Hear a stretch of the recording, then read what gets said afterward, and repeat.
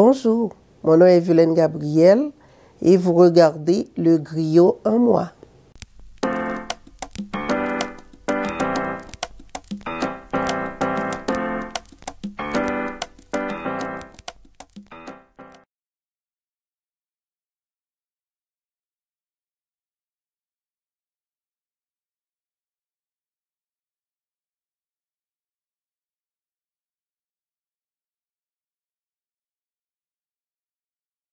J'ai 66 ans.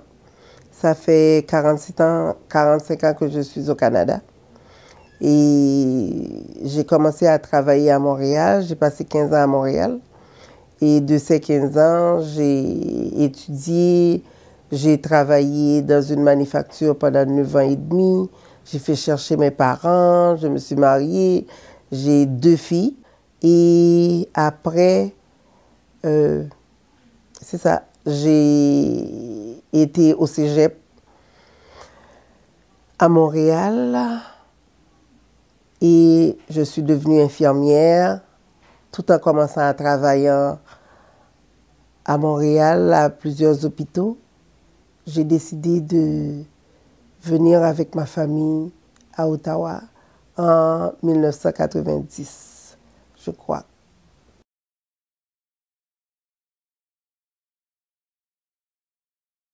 Mon arrivée, je suis arrivée 13 avril et je crois que le 5 ou 6 avril, il y avait une grosse tempête de neige.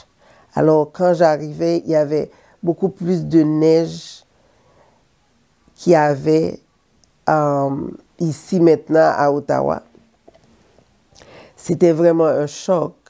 Et en plus, il faisait très froid. Et 8 jours après, avoir 21 ans seulement, j'avais pas l'habitude de travailler. Et on m'a amené à cette manufacture que j'ai passé 9 ans.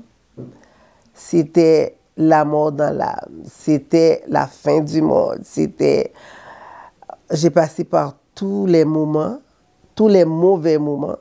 Mais quand quelqu'un m'a dit, si tu veux faire chercher votre mère et ses enfants, il faut que tu aies un papier de travail qui est consistant. Alors, à ce moment-là, j'ai dit, bon, je n'ai pas autre choix parce que j'aimerais vraiment les retirer d'où elle est. Alors, j'ai décidé, c'est comme toutes les malaises sont partis et je me mets au travail. Et j'ai passé 9 ans et demi dans cette manufacture tout en faisant chercher 11 personnes.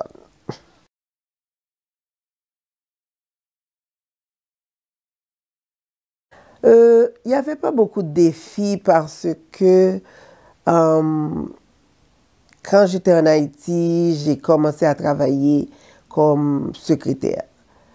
Arrivé ici, c'était une factory de sous-vêtements et j'aimais la couture. Mais sauf que je ne voulais pas toucher aux machines pour ne pas rester assise toute ma vie à coudre dans une factory. Alors j'ai travaillé dans la finition et le shipping. C'est mettre les choses en boîte et les envoyer. Au fil du temps, on m'a donné autre chose à faire. Et ou du moins, j'ai pris d'autres rôles. C'est à partir de cela que j'étais allée voir les ressources humaines pour leur dire que j'ai fait, je les énumère, qu'est-ce que je faisais. Alors j'ai dit, non, je ne peux pas avoir un salaire de 1,10 $ pour faire ces affaires-là. Alors là, on a dit, OK Violaine, tu n'as pas besoin de parler. Comme ça, chaque année, je suis allée au bureau. Une fois j'arrive au bureau, on sait qu'est-ce que je veux, c'est une augmentation.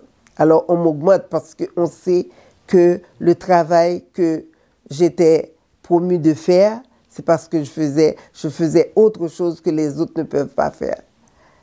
Parce que c'était les Italiens, il y en avait ils parlaient que l'italien et peut-être ils ne savaient même pas lire ou écrire.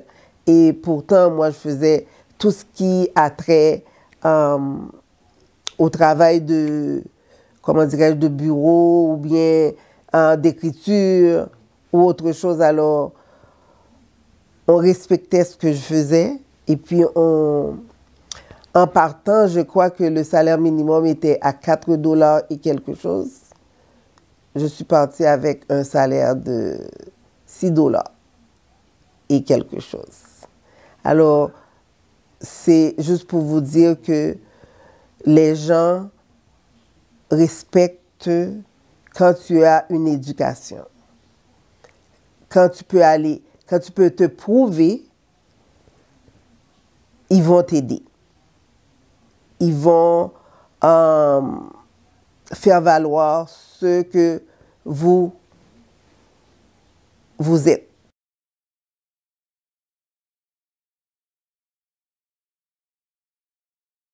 Après les 9 ans, j'ai quitté la manufacture. Malgré on m'avait offert autre chose pour pouvoir continuer avec eux, j'ai dit non parce que c'était mon temps d'aller à l'école et je suis retournée au Cégep de Saint-Laurent pour étudier en nursing, en soins infirmiers.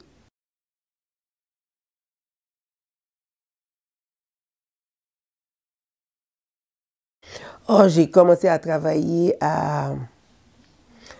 au Sacré-Cœur et ensuite à l'hôpital Sacré-Cœur à Cartierville, parce que j'habitais à Cartierville à ce moment-là. Ensuite, j'ai travaillé pour un centre d'enfants handicapés. Ensuite, j'ai travaillé à Louis H. Lafontaine.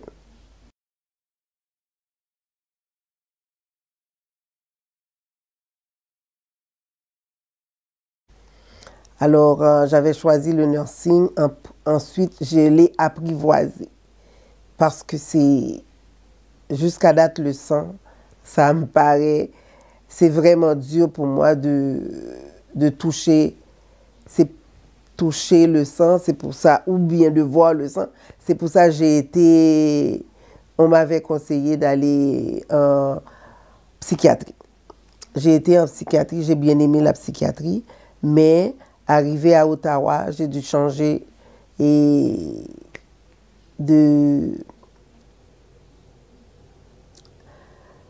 d'orientation. J'ai dû changer d'orientation pour pouvoir, et j'ai été plus dirigée vers les aînés.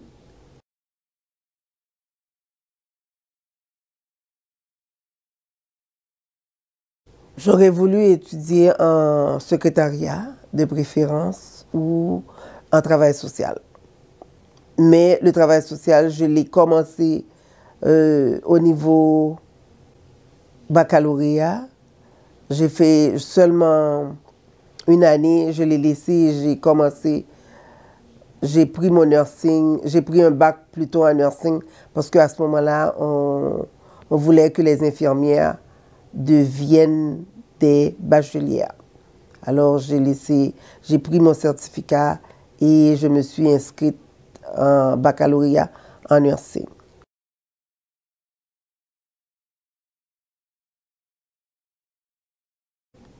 Le regroupement Affaires Femmes a commencé en 2006. Quand je regardais, il y avait beaucoup de femmes qui avaient beaucoup de...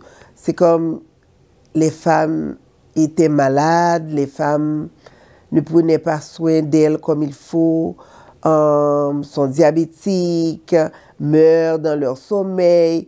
C'est comme, il y avait un manque d'informations qui pavanait dans la communauté et c'était des femmes monoparentales. C'était des femmes surchargées. Parce que quand on est monoparental, on doit voir à nos enfants, à nous-mêmes, à la maison. Tout dépend de nous autres. Alors, et c'est des femmes qui travaillaient beaucoup aussi. Alors, ces femmes-là étaient vraiment surchargées. Et on entendait que ces femmes-là sont malades, les enfants sont inquiets, etc., etc. Là, moi, j'ai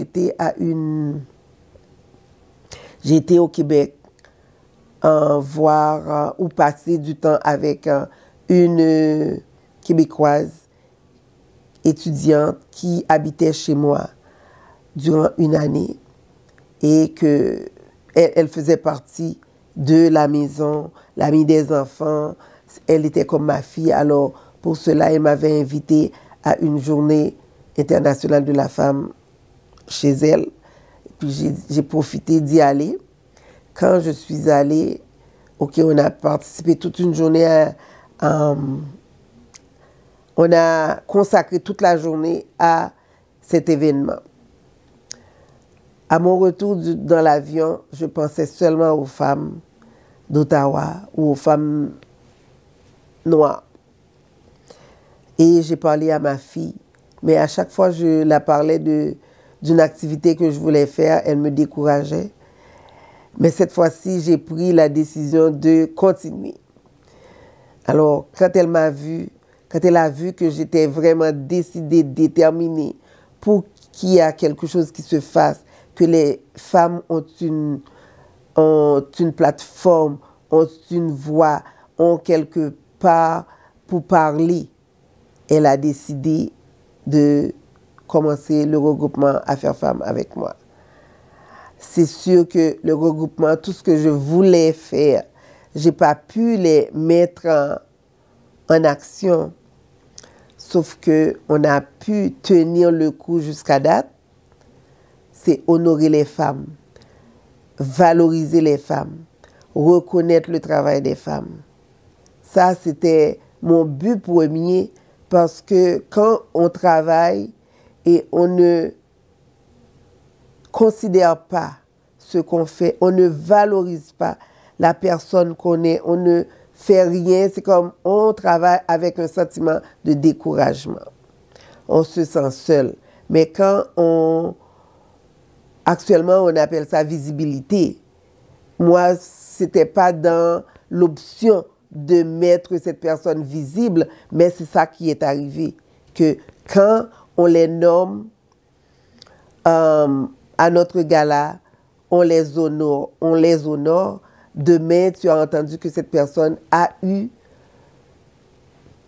une autre statuette parce que c'est à ce moment-là que les autres se posent des questions et disent, mais si elle travaille ici et on n'a jamais fait un geste, mais probablement cette personne vaut quelque chose. Alors, jusqu'à date, on a pu tenir le coup et ensuite on voulait briser l'isolement des aînés. On ne peut pas aider les aînés sans l'aide du gouvernement. On peut faire le gala, on peut faire autre chose, on aide, on encourage les gens qui vont à l'école, mais les aînés, je les accompagne jusqu'à date, même si on n'a pas de subvention. C'est vrai, il y a Nouveau Horizon qui nous aide chaque 2 ou 3 ans, même si on fait une application chaque année, mais on reste avec les aînés, on les accompagne parce que les aînés, briser leur isolement, c'est de permettre qu'ils s'épanouissent beaucoup plus dans la communauté. Ils sont venus, ils ne travaillent pas et rester à la maison, ça engendre des problèmes gouvernementaux. Mais les gens ne comprennent pas ça. Les aînés ont besoin de l'aide de tout le monde pour pouvoir avancer, s'épanouir dans la communauté jusqu'à leur dernier jour.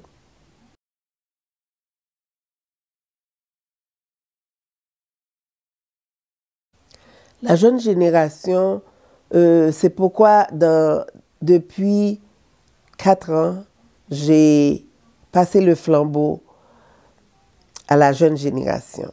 Parce que je peux continuer avec les aînés jusqu'à ce que je ne peux pas. Parce que chaque personne a un début et une fin, comme tout dans la vie. Mais c'est pour ça, c'était le but premier aussi pour les jeunes femmes de comprendre, de ne pas seulement être une servante de la maison et de se donner du temps pour elles-mêmes, pour s'épanouir, pour leur bien-être. Et le regroupement Affaires Femmes était dans ce but-là aussi, de ne pas répéter les mêmes actions que leur mère. Parce qu'on on a tendance à travailler sans penser à soi. Alors, c'est pour ça qu'on avait même un slogan qui disait et se donner une rose pour soi au début. Mais maintenant, c'est changer à l'excellence des femmes. Oui, je crois que les jeunes qui prennent la relève sachent qu'elles doivent faire des choses pour aider les jeunes. Non seulement à aider les jeunes, encadrer les jeunes, faire du mentorat pour permettre aux jeunes de croire en elles-mêmes, les jeunes femmes de croire en elles-mêmes et de prendre leur place aussi dans la communauté où elles vivent, de prendre leur place dans la société canadienne parce que la plupart, la majorité sont nés ici.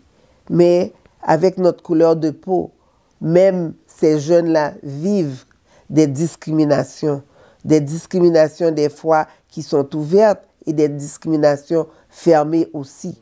Alors, ces jeunes-là doivent faire ce qu'elles ont à faire proprement pour pouvoir avancer correctement aussi dans la société où elles vivent.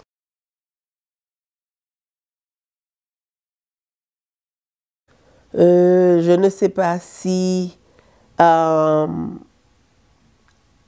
je vais être une inspiration pour les autres parce que d'où je sors et d'où je suis maintenant, probablement, j'avais pas eu l'intention d'arriver à être ce que je suis aujourd'hui. Mais quand on veut, on peut.